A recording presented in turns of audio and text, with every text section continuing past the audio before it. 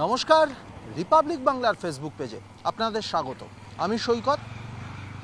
সরকারি প্রকল্পের বিভিন্ন সময় বিভিন্ন দুর্নীতির অভিযোগ উঠেছে। সাধারণ মানুষ রাজ্য সরকারের বিভিন্ন যে প্রকল্প একেবারে সরাসরি মানুষের অ্যাকাউন্টে পৌঁছে যায় বা সরাসরি মানুষ তাতে প্রভাবিত হন। যে প্রকল্পগুলো, সেই প্রকল্পগুলোর বিভিন্ন সময় দুর্নীতির অভিযোগ ওঠে। এবারে দুর্নীতি নয়, রীতিমতো চমকে দেওয়ার মতো একটি ইনফরমেশন। পূর্ব মেদিনীপুরের মহিষাদল ব্লকের ইটামগরা গ্রাম পঞ্চায়েত, সেই ইটামগরা গ্রাম পঞ্চায়েতের একজন মহিলা, বামুনিয়া গ্রামের একজন মহিলা আয়েশা বিবি। সেই আয়েশা বিবি রাজ্য সরকারের তরফ থেকে যখন লক্ষ্মীর ভাণ্ডার প্রকল্প চালু করা হয়, সেই লক্ষ্মীর ভাণ্ডার প্রকল্পের জন্য আবেদন করেছিলেন।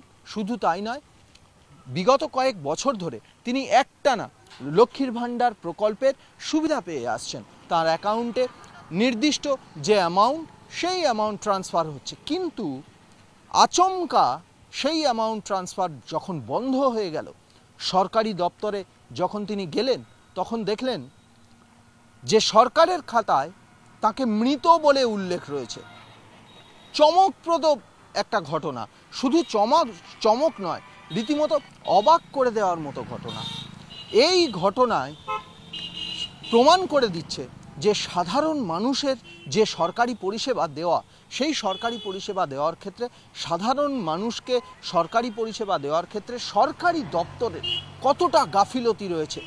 তবে এ বিষয়ে আমরা যখন আয়েশা বিবি, যিনি জীবন্ত একজন জলজ্যান্ত মানুষ, সেই জলজ্যান্ত মানুষকে সরকারের খাতায় মৃত বলে উল্লেখ করা হলো, তখন আমরা জানতে পারলাম যে গ্রাম পঞ্চায়েতে তিনি গিয়েছিলেন।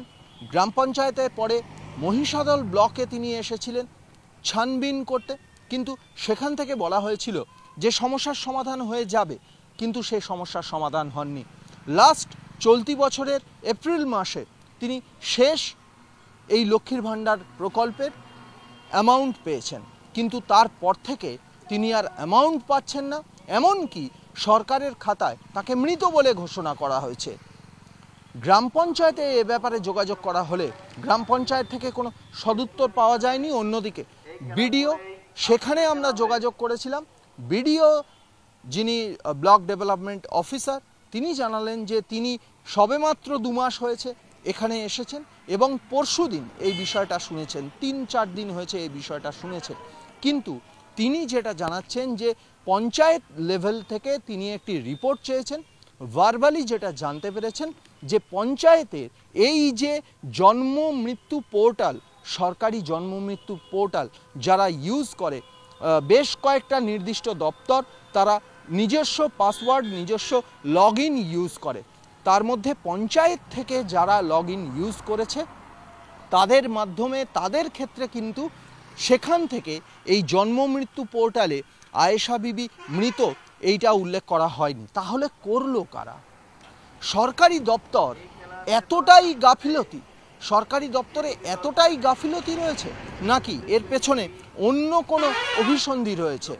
এই আয়েশা বিবির যে লক্ষ্মীর ভাণ্ডার প্রকল্পের যে অ্যাকাউন্ট বা যে আইডি, সেই আইডি কোনো রকম কারচুপি করে অন্য কেউ এই প্রকল্পের সুবিধা নিচ্ছেন না তো?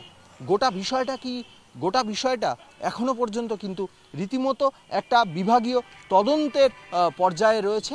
তদন্ত উঠে এলে, তদন্ত শেষ হলে জানা যাবে গাফিলতি না অভিসন্ধি, কার বশে একজন জলজ্যান্ত মহিলা তাকে মৃত বলে ঘোষণা করে দেওয়া হলো। যদিও বিডিও অফিসার তিনি আশ্বাস দিয়েছেন এই পঞ্চায়েত লেভেল থেকে তিনি যখন রিপোর্ট পাবেন, সেই রিপোর্ট ঊর্ধ্বতন কর্তৃপক্ষের কাছে পাঠাবেন এবং ঊর্ধ্বতন কর্তৃপক্ষের কাছে পাঠালে তৎক্ষণাৎ তিনি ব্যবস্থা নেবেন যাতে অতি দ্রুত এই সমস্যার সমাধান হয়।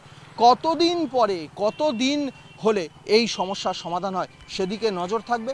কিন্তু সরকারি দপ্তরের গাফিলতি নাকি অভিসন্ধি, কী জন্যে এই আয়েশা বিবি জলজ্যান্ত একজন মহিলা হয়ে সরকারি খাতায় তার নাম মৃত বলে উল্লেখ রইল, সে বিষয়ে নজর থাকবে আমাদের। এ বিষয়ে প্রত্যেকটি আপডেট জানতে চোখ রাখুন রিপাবলিক বাংলা, চোখ রাখুন রিপাবলিক বাংলা ডিজিটাল। নানা ধরনের কন্টেন্ট দেখার জন্য লাইক করুন, শেয়ার করুন আমাদের ফেসবুক পেজ, সাবস্ক্রাইব করুন আমাদের ইউটিউব চ্যানেল।